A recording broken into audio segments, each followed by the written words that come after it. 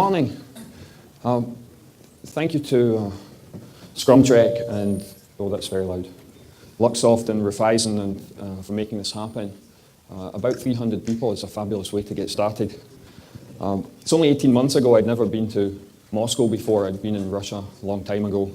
So if it wasn't for Andrei Popov at Raiffeisen inviting me back in March last year, this wouldn't be happening today. So thank you very much for supporting it, and Andrei and Sergei Shabrinin for having the idea to do this event. Clearly, there's demand for it, so thank you for that. Okay, fitness for purpose, resiliency, and agility in a modern business. Oh, and it's okay, you guys can't see this version of it. This is probably the most business-oriented talk I've ever given, and the conference is called Modern Management Methods. And hopefully that means that we're doing more than just IT, and we're actually running a business. And why the picture of a black cab in London on the front? Well, these black cabs are made by a company in Coventry in England called LTI, or London Taxi International. And they're one of the smallest automotive manufacturers in the world. And in theory, they should not exist. They should go bankrupt because they have no economy of scale. But they're actually profitable. And the reason for this is that their product is uniquely evolved and tailored for its purpose.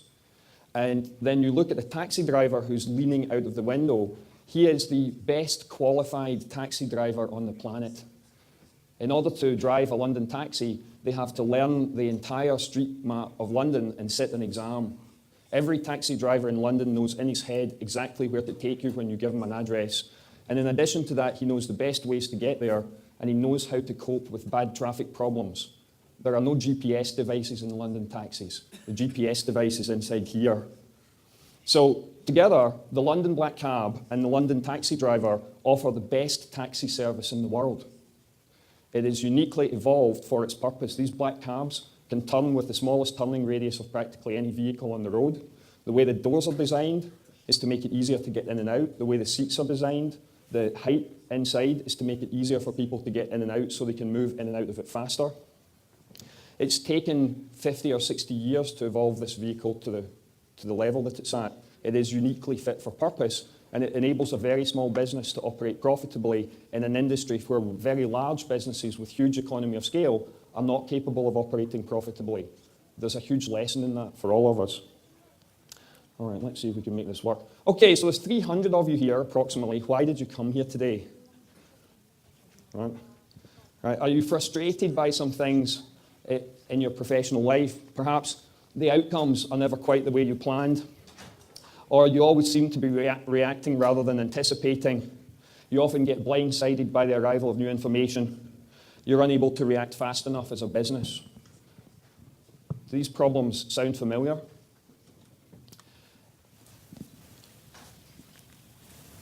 All right, so are you looking for a new and better way to manage your business? I hope so if you came to the Modern Management Methods Conference. I hope you're not just looking for a better way of building your software and checking it into version control. All right. So you want to make some changes, perhaps. Do you know what to change? Well, actually, if you knew that, you should be doing it already. And if you knew that, you probably wouldn't need to come to a conference to get some ideas. How can you tell if a change is really an improvement? That's getting a little harder. And how do you make the change stick? We have this really quite significant problem with clients and people that we do training. Sometimes it works very well, and 3 or 4 years later we hear, oh, you know what happened? They reorganized the company, we moved to a new office building, the leadership moved on to new jobs, and yeah, well, we don't do that stuff anymore. Our business doesn't perform the way it used to because we made all these bigger changes and things didn't stick. So how do you get stuff to stick so that it becomes the way that your company actually operates? The next thing is, can you afford it? There are at least a few of you in the room here who actually care about, did we spend the money appropriately? And if we were making changes, did we actually get value for that money? Right, so where should you focus your time, attention, and money? Do any of you get asked to justify that? How you spent your time, your attention, and your money? There are many things you could change, but which one's the best?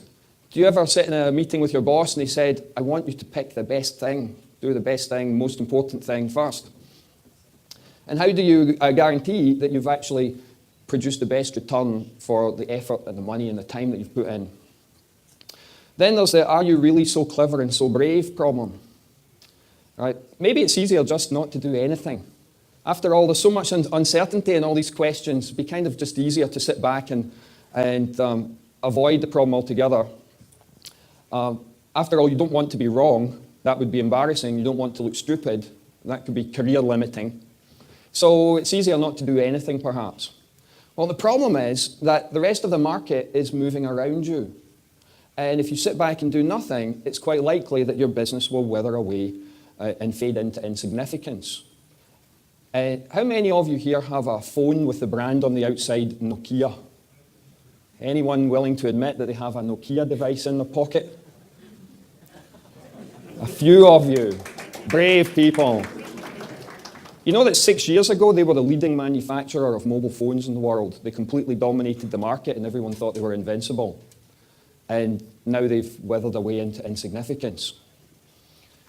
Right? It can happen to anyone. Nobody wants to be the next Nokia. That's a popular expression with senior executives in the Nordic region these days. Why are we here? Well, nobody wants to be the next Nokia. Right, so the thing is that you feel compelled to try and find the answers. And if you don't have the answers, you think, oh, we should hire some smarter person who will have the answers. And the reality is you're never going to know the answers. There's too many unknowns and things unfold and evolve around you, and the external conditions are always changing. And the past year has been particularly dramatic for external conditions. Right? And those of you that trade with Europe are probably experiencing a lot of that right now. Things that a year ago you can possibly have predicted are now affecting your revenues. Right? So there are things you can't control, things you certainly can't predict. And trying to be the smartest guy, not only in the room, but in the company and maybe in your entire market, is unlikely. Right? So instead, what you need to do is build a business that's resilient and adaptive and has this capability to sense what's going on and figure out how to respond. And if you can do that better than your competitors, you will win in the market. You don't need to be the smartest guy in the room or the smartest guy in the market, because the smartest guy today is going to look like an idiot 6 months from now if he's not capable of figuring out how things are changing around him. So you need to build a business that is and will remain fit for purpose. Like the London taxi company, they're pretty good at what they do. The puzzle for me is, why aren't those taxis more prevalent around the world? Because most of the same problems that exist in London exist in so many other cities. Coincidentally, why is it that they're profitable? Because a London taxi costs about twice as much as an equivalent vehicle. Think about that. Why is the taxi driver willing to pay twice as much for the vehicle? Right? It really must be compelling. It has compelling advantages if he's willing to pay twice as much for it. All right, so let's try and understand fitness for purpose a little bit. I thought I'd go with an easy example. I've only been to Moscow 3 times, but I'm guessing that you guys do order pizza for delivery from time to time. So, if you're ordering pizza for delivery, what things do you care about that would make you want to use that same restaurant and same delivery service again? You might care about delivery time, quality of the pizza perhaps, the predictability of the delivery, maybe the predictability of the quality. What about safety? What if our pizza boy breaks a few traffic regulations while he's on his way to delivering your pizza? Do you care? Not too much. In fact, on the evidence I saw last night coming from Domodedovo to the hotel, I'd say that there isn't too much attention paid to traffic regulations generally in this city. On the other hand, what about health and safety regulations in the restaurant? Maybe you care a little bit more about that. You care that your food was prepared in a clean environment. Okay, I'd like to introduce you to this fake lady here. Her name is Nita. And you know she's fake because she's far too beautiful and she's obviously stock photography. But this character was based on a real lady. Her name is Bernadette Dario. And Bernadette is a project manager with a public sector organization in the province of Ontario in Canada, where she works for an organization called the WSIB. And as you'll learn, Bernadette has 4 children. So we have our character here. She's a project manager. And there's a deadline coming up, and her team are working late to meet the deadline, and she decides that she ought to feed them because it's getting later into the evening, so she will order pizza for the whole department. What sort of things does she care about in terms of the quality of the service on the pizza delivery for this team of geeks doing an IT project? Delivery time, what do we think?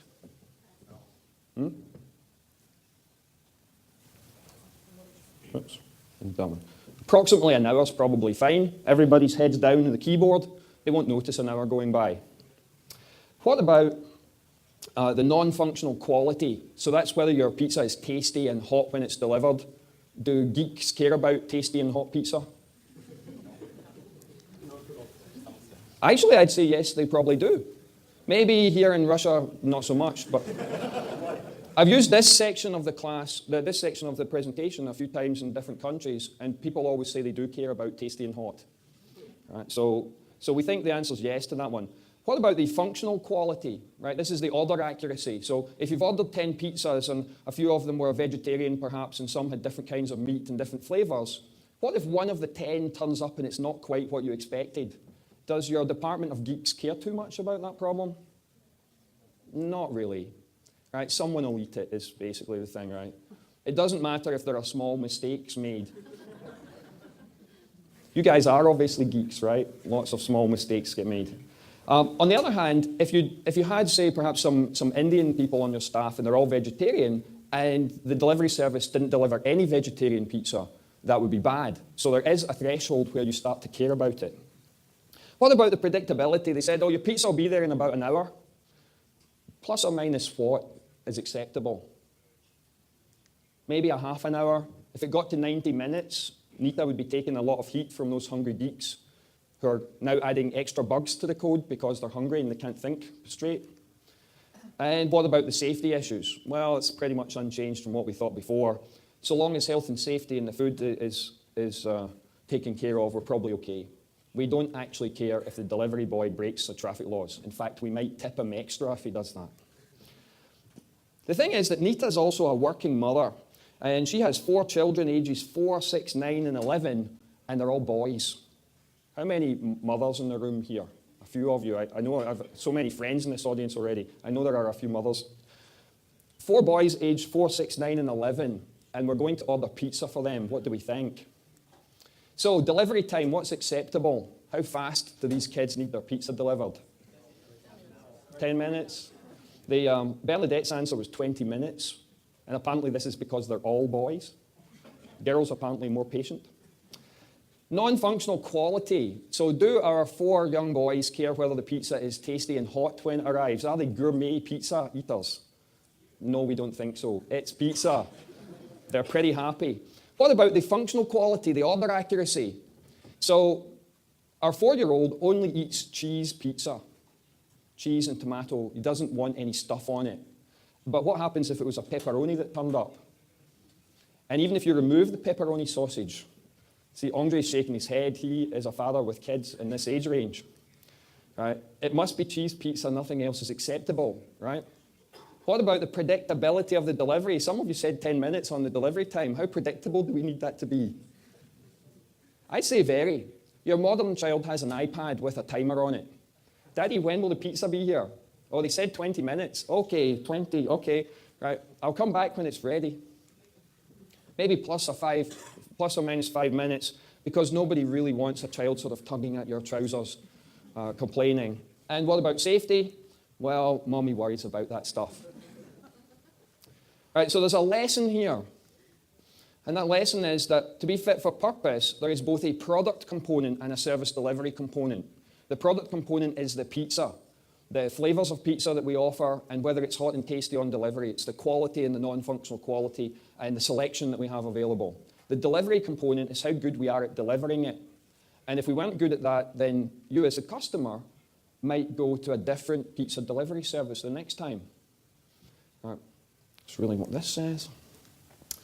Modern creative knowledge worker businesses often obsess about product definition and strategy. This is particularly a problem in Silicon Valley, San Francisco, California, the west coast of California, of the United States.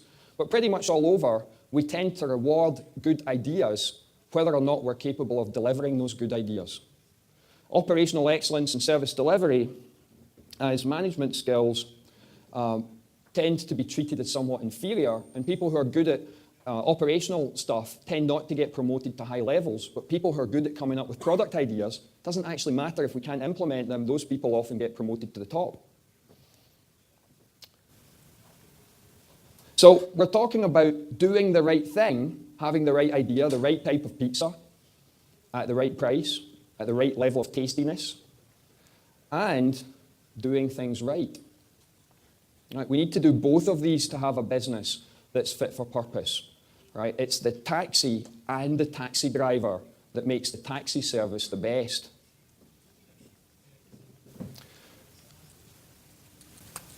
So do the right thing, do things right. Sense and respond. Sense what the market wants, respond with what they want. Discover and deliver. Discover what the market wants, deliver it. 3 different ways of saying the same thing. Now I'm going to show you how we do this. Right, Kanban can help with both of these problems. What's often called upstream or discovery Kanban and real option theory and business risk assessment help us to figure out how to do the right thing. They're not the only things you need, but they're the things I'm going to talk about today because they're the Kanban relevant things. And while service delivery Kanban, and for those of you who have been familiar with Kanban for a while, this is where the focus has been, along with classes of service, help us to do the right thing. What do we mean by classes of service? Well, if you're in the pizza delivery business and you understand that NITA actually represents 2 different types of customer depending on context, you could offer a different service. Would you like your pizza delivered in 20 minutes guaranteed, except that it's a 500 ruble premium? How many mothers would pay that in order to ensure that their 4 children stop screaming? In Stockholm, the currency equivalent of that, practically every woman in the audience had her hand up saying yes, she would willingly pay that. All right, the second lesson here, and this is really a lesson for any marketing and business school people in the audience. NITA has 2 identities, at least two that we know of. She is a mother and she's a project manager. And each of NITA's identities represent different market segments for the pizza delivery business. This is not your traditional way of doing market segmentation that they teach in business schools. Right? It's not based on things like demographics or income group segmentation. Right? It's about understanding the person's identity and figuring out what makes the service fit for purpose in the context of that identity. And for those of you that are familiar with this technique in user experience called personas, typically people would only develop 1 persona for NITA. You actually need 2. 1 individual who needs 2 different personas. And that freaks out UX people. Right. So service delivery Kanban enables us to do the right thing, right? Very quickly going through this stuff. A Kanban system is a pull system. It's the idea that you only start work when you have capacity to do it. And here's a little demonstration of how that works. What happened there? The first thing is that we need to pull work into our system. So we call that replenishment. We need to replenish the work in the system. And we might meet with the customers maybe once a week, maybe every day. There's a TV company in Brazil that uses a Kanban system for doing the post-production on their daytime soap operas. They do this meeting twice a day.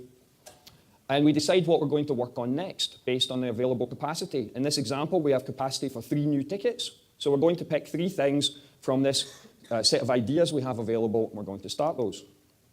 Right, the frequency of these meetings depends on things like how expensive is it to hold the meeting, how expensive is it to coordinate it, and what's the arrival rate of new information. In that Brazilian TV company example, the script writers are changing the script all the time. That's why they have new information twice a day, and they can change priorities twice a day. The message here is the more frequently we can do this, the more agile we are. And if we could do it on demand, every time there's a slot free for just 1 ticket, if we could replenish that on demand, that's the most agile that we could be. On demand would be maybe within 1 to 2 hours of the capacity being available. And the next thing is, once we start something, at the point where we make a commitment, how long is it going to take until we deliver it? Right, we refer to that as a system lead time, from the point we committed until it exits the system, in this case into user acceptance testing.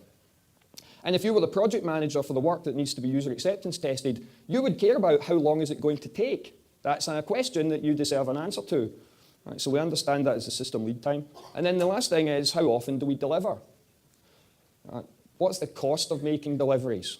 Some of you who work at Raiffeisen will understand things like if you need to roll out software that's used on the desktops by the people in the branches, you don't do that every day because it has a cost associated with it in all sorts of ways, including training the staff to operate it.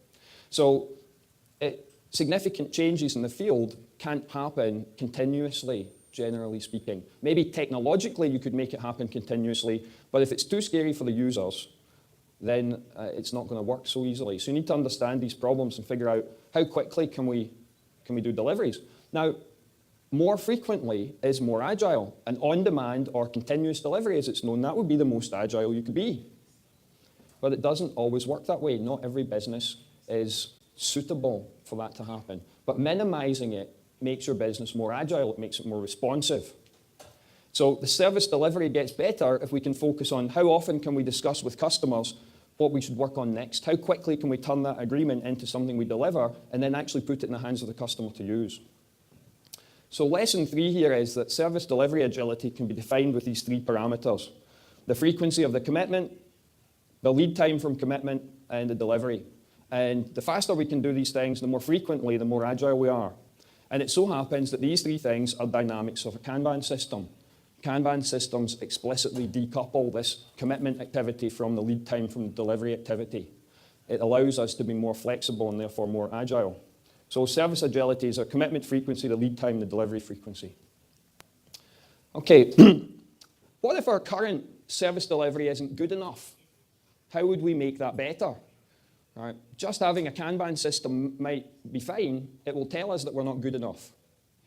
And if we understand what the customer really wants, it's neater with the 4 kids who want the pizza in 20 minutes, but our current capability is, 35 minutes, then there's room for improvement. So how do we go about doing that? Well, if you're running a bigger organization, and some of you here are definitely in bigger organizations, you end up with a lot of Kanban systems because there's a lot of service delivery going on in your organizations. And you need to start thinking of the organization as an ecosystem of these interdependent services. Right, that an application team might have demand on a platform team, and the platform team in turn might have demand on some specialist function, like a database administration team. And so on, we have requests that file between these. Now, I'm only showing 3 in the graphic because otherwise it would be too complex. Your organization could have tens of these, scores of them. We know companies where business units have up to 15 Kanban systems in a single business unit, so maybe 15 Kanban systems across 300 to 450 people. And there's a considerable network of interdependency there. That's too complex to show in a diagram for a presentation. So with this network, if you're the manager of any one of these systems, you want to be able to look downstream, the work coming in, look downstream and anticipate where are the dependencies going to be. Where is this piece of work I've just taken going to cause a dependency on another organization that I'll need to wait for? And then you want to be able to look upstream and anticipate demand that's coming in so that you have the right capability in place to do it when it's needed. Some of you will work in businesses that are seasonal in nature. Some of those might be things like fashion, but anything with a regulatory authority also tends to be seasonal. So if you work in the banking sector, the regulations from the government change, and those tend to change at certain times of year, and you spend a lot of time and resources responding to that seasonal demand. I often see organizations where seasonal demand comes from marketing because they have particular conferences or trade shows that they attend around the world. And they show up at a project meeting, and it's like it was a big surprise. The conference that we go to in Cannes every May is coming up again this year. And we totally forgot about it, so here are our last-minute requirements. That stuff's actually anticipatable. And if you have enough visualization on it and you understand the pattern, then you can design the system to cope with it. Right? Combining this idea of looking downstream to anticipate dependency and looking upstream to anticipate demand, and doing that across this ecosystem of services will enable us to provide better service for the customer on the outside. It will make our business look better and we will win in the market. So how do we do this? Well, in order to have adaptability, you need feedback loops. You need to be able to compare what did our customer want versus what did we actually provide. And with Kanban, we want you to do that at 3 levels. The stand-up meeting in front of the board every day, The service delivery review, actually reviewing how are we performing once a week. And the operations review, this network of network levels. So the stand-up meeting every day, disciplined conduct that helps us understand, are things moving in the way that we'd like them to? The service delivery review, where we take the data from the system and we compare how well are we doing over the last week. Now, the interesting thing is knowledge work, creative work, IT work. This stuff just generally doesn't happen. But we're sitting in a hotel here, the Marriott Hotel, and I'm going to guess that every single department in this hotel has a meeting of this nature, if not every day, at least once a week. And that every department manager in the hotel understands the issues of all the other department managers. For example, there is a bar downstairs. I'm sure some of you will sample its services later in the day. Do we think the bar manager knows the occupancy rate of the hotel? The occupancy rate is how many rooms in the hotel are occupied by guests. Does the bar manager need to know that information? Some shaking their head, other people nodding their heads. Yes, he does. Why? Because people who stay in the hotel need a drink maybe later in the evening, and they go down in the elevator to get a drink. If the hotel's really busy, what does that mean for the bar? It'll be busier. And in order to anticipate that, the bar manager needs to know the occupancy rate so he can provide the right number of staff to operate the bar. Right?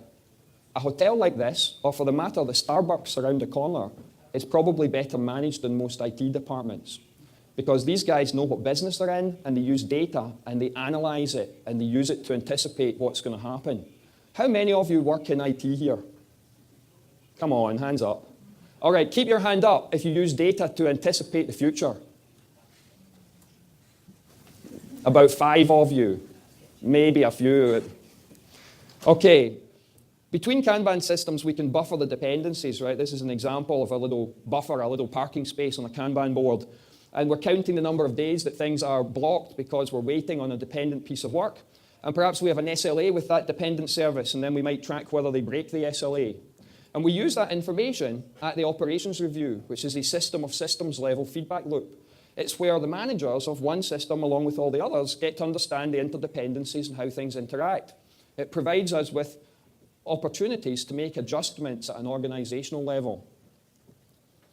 All right, so this picture is supposed to show that. And how do we know what things to adjust? Well, the feedback should be based on using fitness criteria metrics. All right, we understand fitness criteria metrics in the context of Nita. When she's ordering pizza for the kids, delivery time, 20 minutes. Predictability, plus or minus 5 minutes. We don't care too much about non-functional quality, but we care a lot about functional quality. Those are fitness criteria metrics for that customer segment. These are the metrics we should be using in the feedback loops, particularly in the service delivery review and the operations review. All right, so we do all this, organizational improvements will emerge. Right, our system and our system of systems will mutate because we'll start making changes, and those changes are intended to improve the fitness criteria metrics. Right, so the fourth lesson here is adaptation and evolution requires feedback loops to generate the mutations, the suggested changes. If we don't have that, we just keep operating on open loop. We're unlikely to change anything, or the changes will be purely random. Now, random mutation works okay for biological evolution. That's partly because there's a very large number of instances of a species, right? There are about 6 billion of us human beings, for example. So random mutation from 6 billion human beings, that gives us quite a few chances of finding some improvement. And the other thing about biological evolution is it takes a long time. So many chances takes a long time. How many of you work in a business where you get many chances to try different things and you're given a long time to find the right one? 1 or 2 of you, lucky people. A counterexample would be, for example, managing a football team. I imagine there's a few of you here who follow the English Premiership here. Right? They've already sacked 1 manager this season, maybe 2. And particularly from a management perspective, I like to follow Manchester United. How long do we think that Louis van Gaal is going to be given to experiment? I'm curious what the patience threshold is going to be on that one. They only gave the last guy a year. Interestingly, the previous guy, he got 5 years to experiment. Alex Ferguson was given 5 years to show that he could make Manchester United successful. David Moyes was given a year and he was fired. Louis van Gaal, My guess is 6 months. All right, discovery Kanban helps us to do the right thing. Right? This is upstream Kanban. So what I've done with this picture is I've put the commitment point in the middle. All right, so everything to the right-hand side is the committed work. That's what we typically think of as a Kanban board. Everything to the left-hand side is the upstream work. And this is idea development. And these things are options because we haven't decided we're definitely going to do them. Typically in an upstream Kanban, we have minimum and maximum limits to ensure that we always have enough options. We always have good ideas for the service delivery people to be working on. And that, of course, means that we throw other ideas away. Now, 18 months ago, when I came to Moscow the first time, this slide was considered the most important slide in a presentation I gave to a number of Andrei Popov's colleagues. One of his senior colleagues came up to me afterwards and he said this had enlightened him on why he had so many people to come up with ideas and why they always had more ideas than the IT side was capable of delivering. You actually need that. If you only have exactly the number of ideas that you're capable of delivering, the implication is that there is no uncertainty in your future, that you absolutely know what you need. On the other hand, if the future's uncertain, you need to hedge the risk in that by having lots of additional ideas. You actually need to be throwing ideas away to hedge the risk of having the right idea at the right time. Now, the question is, how much money should you spend on that? Should you have an entire tower block with 2,000 people in it thinking up the ideas to be thrown away? Well, if you're in a very risky business, the answer might be yes. Drug companies, for example, employ thousands of people to experiment on things, many of which will never make it to the market. This is an example of a discovery Kanban board from a case study that we've published, and the URL for it is there. This is from a company called Nemenchik Skia in Belgium, and you can see that this Kanban is implemented in software. And this board is entirely used by marketing, strategic planning people, product planning people. And I'm highlighting some of the columns on the board, the selecting the ideas, and something called making ESR, CR, BC, and Charter, which is presumably the process of developing the requirements to be fed into their product development team based in the Czech Republic. This example is a Kanban board from a startup company in Vienna that integrates the lean startup ideas. And the ideas are at the front end here of the board, the minimum marketable features, and they go on there after some discovery activity. Meanwhile, they have a delivery activity, and at the end, they have a validation activity. Once the features are deployed in the market, they leave them on the Kanban board, and they wait a few months to gather data, and then they compare whether the feature actually delivered on the business case that they anticipated. And that gives them a feedback loop that helps improve their idea process for the future. These are real examples from one of our either classes or consulting engagements to build a business risk assessment framework. And this multi-dimensional chart here shows the framework we built for a particular company in the United Kingdom. Three of the dimensions relate to cost of delay for the features, or in this case, projects. And the other two relate to supplier confidence, or the other four are 2 and 2, supplier confidence and customer confidence. And then what's mapped on the picture on the right-hand side are 4 small upgrade projects for their website, and how they map those against the risk assessment framework. And this is done in a way so that towards the outside means that things are more urgent and should be started soon, and towards the center of the chart, it means they're not so urgent and they should be started later, based on the individual risk dimensions. So supplier confidence, customer confidence, and cost of delay are the things mapped on the 7 axes. And if we look at just one of these, it's hard for you guys to read it, but the cost of delay classification is the shape of the lifetime revenue function or the market payoff function, the order of magnitude of it, and then the shelf life. So if I use shelf life as an example, one of the case studies we've published is from Blizzard ski manufacturer in Austria. A short shelf life product for them is 1 year, a medium shelf life product is 2 to 3 years, and a long shelf life product is 3 to 20 or 30 years. If you're working on a long shelf life product, do you need to start, is that urgent? Do you need to start it right now in comparison to a short shelf life product that you might have to as an alternative? Well, the answer is that long shelf life products are not so sensitive to schedule slippage. If you're going to sell something for 20 years, do you mind if it takes 2 extra months to come to market? Probably not. On the other hand, trying to think what time of year we're at here. Imagine that you're doing something for the Christmas and New Year holiday season, and you're working on that right now. If the schedule slips, how badly is that going to affect things? you might miss the window altogether and you lose the whole opportunity. So in this diagram, short shelf life is to the outside and long shelf life is to the middle. And we use these charts to help people figure out how to sequence things and how to select and how to design the mixture for them. So there's 4 projects plotted there, and the one in the fuchsia color is magazine, and it's the one that you can see has the biggest area, and therefore it should go first. If we only had capacity to do one of those 4 projects, magazine should go first. Right, so you can turn that idea into an implementation on your Kanban system. You can figure out how many of our projects are normal business development, incremental features, that we care about the cost of delay. Cost of delay will be shown in the colors on the ticket, and we allocate some capacity for those. Then we could say how many or what capacity should we allocate to customer confidence problems? How badly do we think customer confidence is affecting our business? And then the third category, supplier confidence. How badly is that affecting our business? Now, with this particular company, they were a fashion retailer. And supplier confidence, we're talking about designer label fashion companies. Their confidence level was very important to them, because if they can't get supply of the designer label clothes, they can't sell them to their retail customers. So that they wanted to allocate quite a lot of capacity to supplier confidence projects. And in this example, the color in the business development row is used to signal cost of delay, and in the customer confidence and supplier confidence, it shows which type of effect it has. That maps back, I don't really have time in the keynote to go into all the detail. It maps back to the risk assessment framework. Okay, so defining fitness criteria. We explored the problem of Nita and the children and Nita and the project team, and we got some idea about fitness criteria for pizza delivery. How would you do that in your own business? Right, so first of all, you have to understand there are many reasons why the environment around you changes.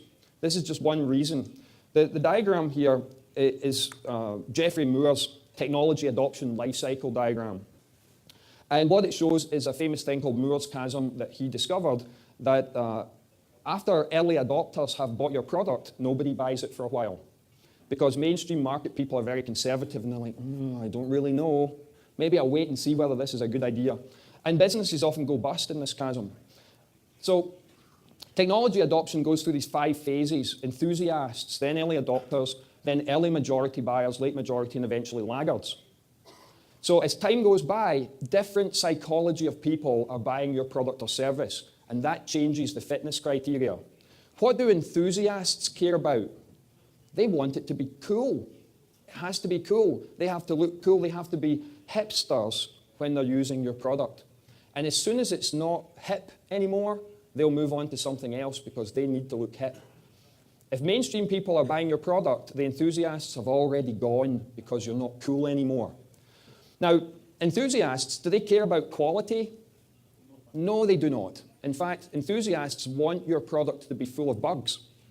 What they want is a website with a community feature, and they'll help you debug your product, and then they'll post the bug fixes on the website so that they can look really smart and even cooler than the cool guys. Right? What about your early adopters? Well, what they're looking for is a business advantage from deploying your product. Do they care about quality? Yes, they do, because if it doesn't work, they can't get a business advantage from it. So when you move from the enthusiast market to the early adopter market, the fitness criteria change. And if your business is still behaving like it's selling to enthusiasts, you will go bust in what's called the little chasm.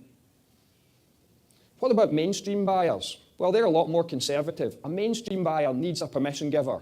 They need someone like them from the same industry who was an early adopter who's already doing it. So for Kanban, for example, Ericsson got into doing a bit of Kanban and they started talking about it at conferences. Ericsson is a well-known manufacturer of telephone equipment, telephone network equipment. Their Chinese competitor called Huawei is not an early enthusiast mover in the market, but they're now the biggest player in the telecom equipment market. Huawei got into Kanban because Ericsson were already doing it. Right. So, your mainstream market buyers have different fitness criteria than your early adopters. The fitness criteria keep changing as the market develops. This is just one reason why you need to be sensing. You need to be out there sensing, are these buyers enthusiasts or early adopters or mainstream buyers? You need to be looking at their behavior and their psychology and their sociology and categorizing them as one or another. I had to disguise some of this. This is from our own internal strategic planning. And in order to segment our market, we tell stories about our customers. We get people who do consulting and teach classes like me to sit down. The last time we did this was a hotel. It was a house we booked in a hotel in Phoenix in Arizona in the United States. And we sat there for a week and we did strategic planning. And one day we spent telling stories about our customers. And we cluster similar stories into segments. And then we gave those segments names. Right? And the nicknames for the segments were things like All Ins. And All In is a business who only sells lean Kanban training and consulting. They don't do anything else. Then we have aspirationals. Aspirationals are people who work in corporates who want to further their career either with their current employer or with another employer, and they take lean Kanban training in order to have new skills that will enable them to get a better job in the future. And then we have bet hedgers. Bet hedgers are companies that offer like 20 different types of consulting and training, and they'll just try to offer anything. We could have called them catalogs. They're basically option theory people. They'll throw out lots of options in the market, and they'll see which one sticks. But in order to offer Kanban as an option, they still have to be our customer. Right, so you can't just ask, Nita, how fast would you like your pizza delivered? What do you think she would say? And how predictable would you like the delivery? And the thing is, customers will tend to tell you that they need better service than they actually do. And one of the things that we suffer from is people say, hey, could you come to Belgium and teach that class? Because me and 4 other guys, we're all going to come to the class. One guy came. And that's an improvement. Normally when people ask us to do a class in their city, nobody comes. Would you pay for more than the things that you say you need and want? No, definitely not. But how do you know that really? If you offer it to them at a higher price, they might pay. They'll tell you they won't pay because they hope you'll do it at the same price. The only way to find out is to offer it at the higher price and see if they pay. Right, so believe what customers actually do not believe what they say they'll do. This is like a core tenet of the lean startup movement. Actually put out things in the market and see what people do. Don't just survey them to find out what they're going to do. Right, so who knows your customers best? It's the frontline staff. In this case, our pizza delivery boy. He actually knows the people who order the pizzas, why they ordered them, what they're going to do with them, because he stands on the door of their house to deliver it. He talks to them. So if you don't involve the frontline staff, you won't be able to sense. Now, in a business like mine, the frontline staff are very well educated, very highly paid people who teach training classes and do consulting with companies. But in many other businesses, the frontline staff are often the lowest paid people in the company. Right, so Pizza Boy knows Nita's story. Right, it's the staff that meet the customers. And you need to be able to create ways to capture the stories of these customers from these frontline staff so that you can determine reasonable fitness criteria, because these are the metrics you're going to use inside your business to determine how well you're performing. This is a somewhat disguised photograph of a grand touring car manufacturing facility somewhere in Europe. And I may have done some consulting with this company, and I can't tell you the brand, but I'll bet that Andrei Popov has one in his garage. And if not, then he's aspiring to have one. These guys have been in the news recently because the president of the company was retiring, and it was a recurring theme. Some of the owners of the business would like them to make more cars faster.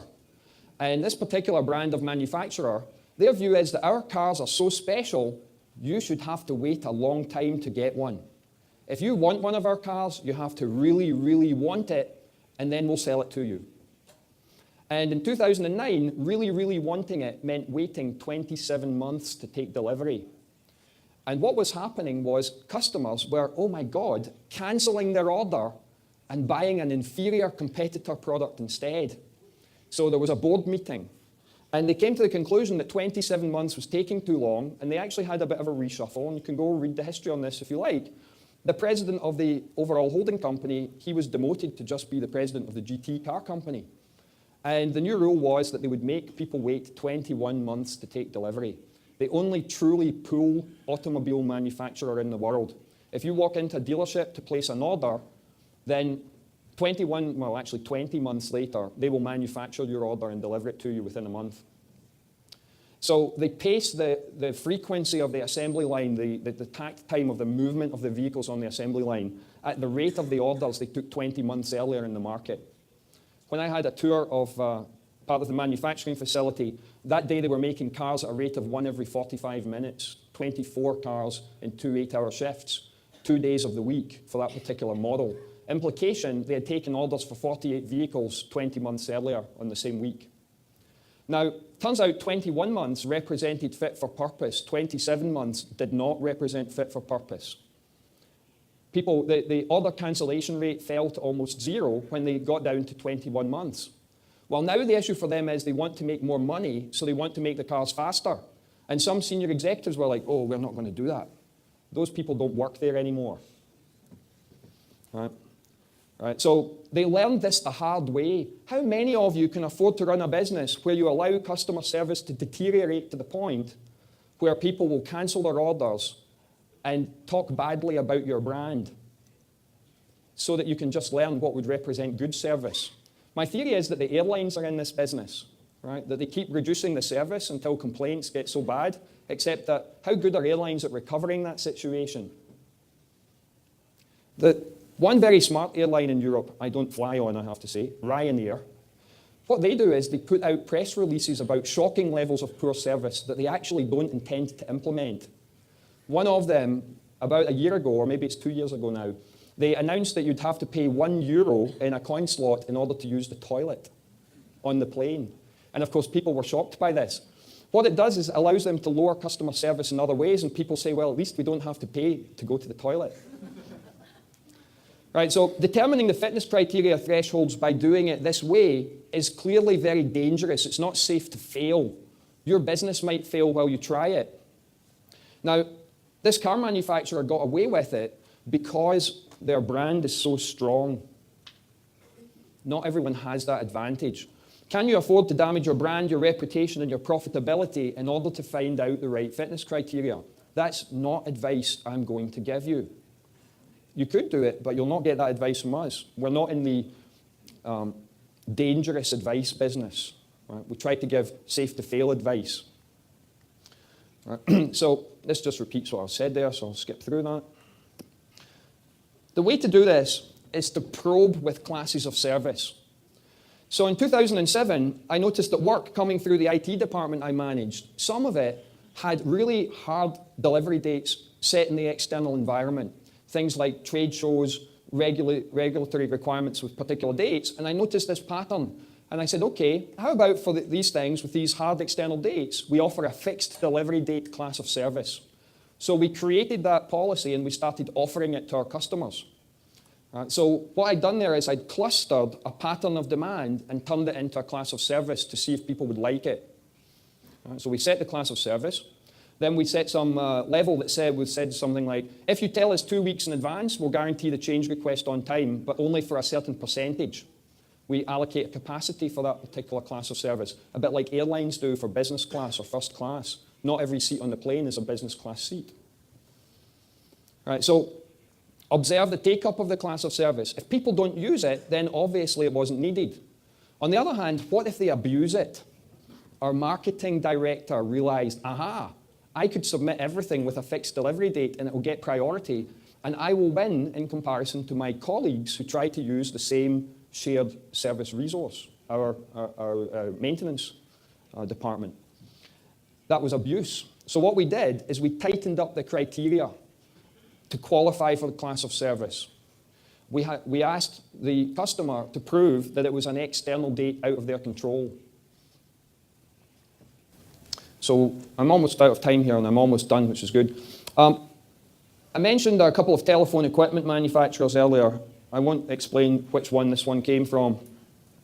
A team doing platform development actually know where the originating customer request came from, different telecom operators.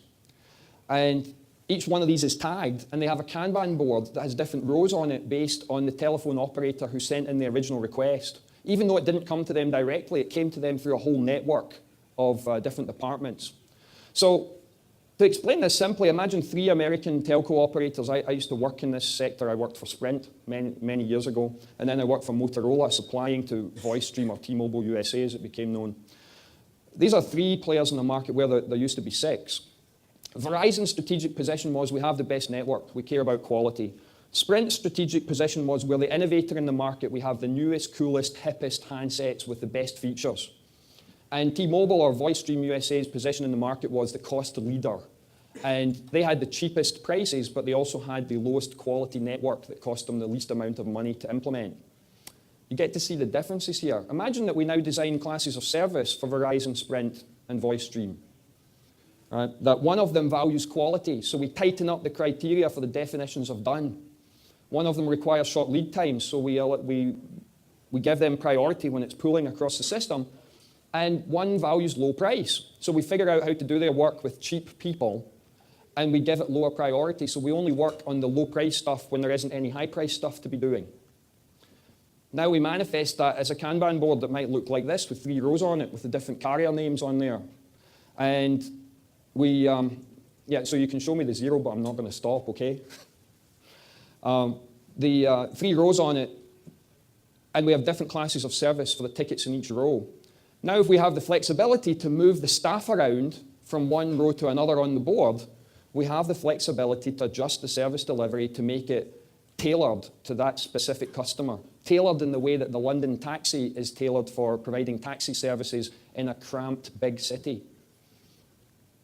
That's pretty much what the pop-ups here say. So lesson 5, to have confidence you're offering a service that's fit for purpose, you must offer different classes of service. To serve more than one market segment adequately, you must offer a selection of classes of service. If you only have one class of service, you cannot be serving multiple segments. By definition, they'd all have to be the one segment. And the classes of service should align to those market segments and the fitness criteria that those segments care about. If you're in an internal group, then market segment means stakeholder. A stakeholder segment might be a term. So finally, this problem of sensing the changes in the market, how do we do that? I mentioned this as we went along. We need a different set of thresholds for each segment, and we need to be able to sense that. So how do we do it? We get our frontline staff together and we ask them to tell us what customers care about. And based on that, we design classes of service. However, do we have the capability to deliver on these classes of service? So you can't just sense without the ability to respond. You can't just discover without the ability to deliver. The two things go hand in hand if you're going to run a highly competitive business that's continually fit for purpose and wins in the market. All right, so this idea of collecting these stories, I'm going to be calling the Fitness for Purpose Review, and it ought to be a regularly recurring meeting with frontline staff, and probably at different organizational levels depending on the nature of the business, so that we can review customer stories against existing fitness criteria. For example, if we've had a business that was selling to enthusiasts and all of a sudden it's not the enthusiasts who are buying, how would we know that? The buyers are not hip anymore. Then we have to change. We have to realize that we're now serving a different segment. We need different fitness criteria. Our business needs to evolve in order to deliver faster. So we review those periodically. We change the metrics we're using. And what should happen on the shop floor is that our processes should evolve. Kanban boards will change, classes of service being offered will change, and hopefully reasonably quickly, we'll now be serving the new market the way that we need to be doing it. So lesson 6, the final lesson in the presentation, we need an ability to sense, or our ability to respond may no longer be appropriate. Our sensing capability exists with the staff who interact directly with the customers. So the 6 lessons here. 1, fitness for purpose has both a product component and a service delivery component. Market segmentation should be done based on unique fitness criteria metrics. Service delivery agility can be measured as the commitment frequency, the lead time, and the delivery frequency. Kanban system metrics. Adaptation requires feedback loops, and these should be driven by evaluation against your fitness criteria metrics. To be confident you're fit for purpose, you must offer a selection of classes of service, and those should be mapped against those fitness criteria metrics for each segment.